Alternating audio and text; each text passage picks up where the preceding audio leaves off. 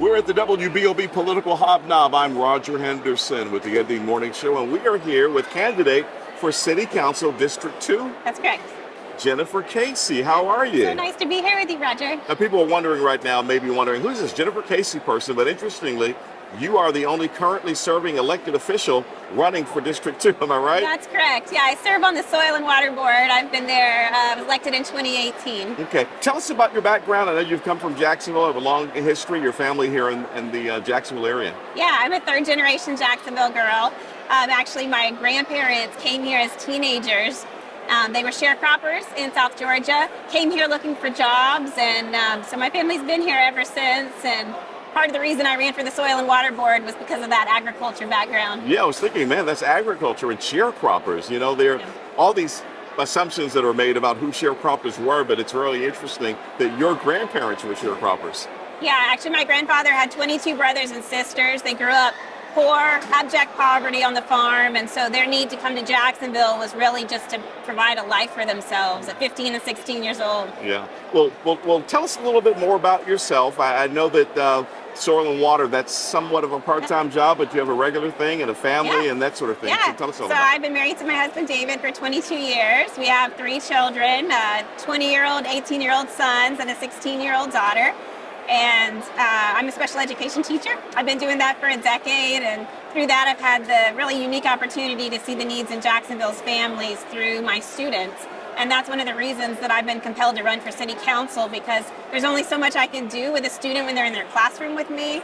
It's those other factors outside their lives that affect their parents, you know, the high taxes, the inflation, the gas, all of that means that their parents have to work multiple jobs and don't have time with them. And so whatever I can do on the city council to help improve the lives of, you know, Jacksonville's families is just a huge win for me.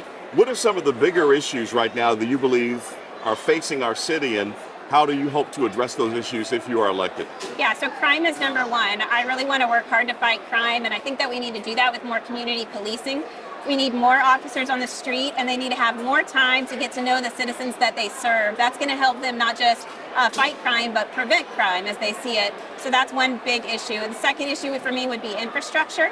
So in Duval County, it takes about 5 years for those projects like widening the roads and things like that to happen. And so, you know, if you go to our neighboring St. Johns County, when developers come in, they have to put in a fire station, they have to put in a school, they have to widen the roads, and the taxpayers don't have to bear that burden. And so I'm really concerned about the citizens of Jacksonville having to take on that burden. I'm pro-development. I think it's wonderful. That's the future of where Jacksonville is headed, right? But we got to really consider the needs of our families. Yes.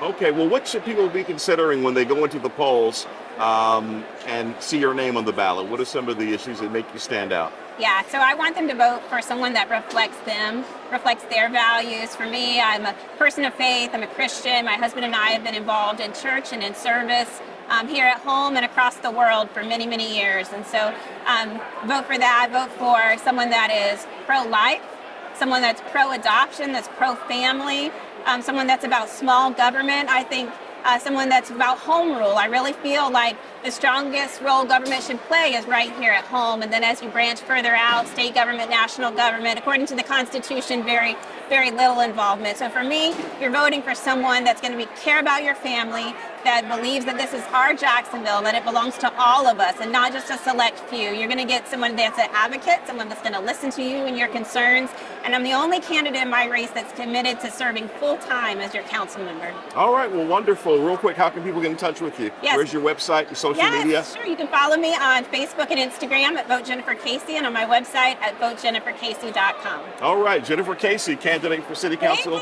District 2. Thank you so much for joining us. Great to meet with you.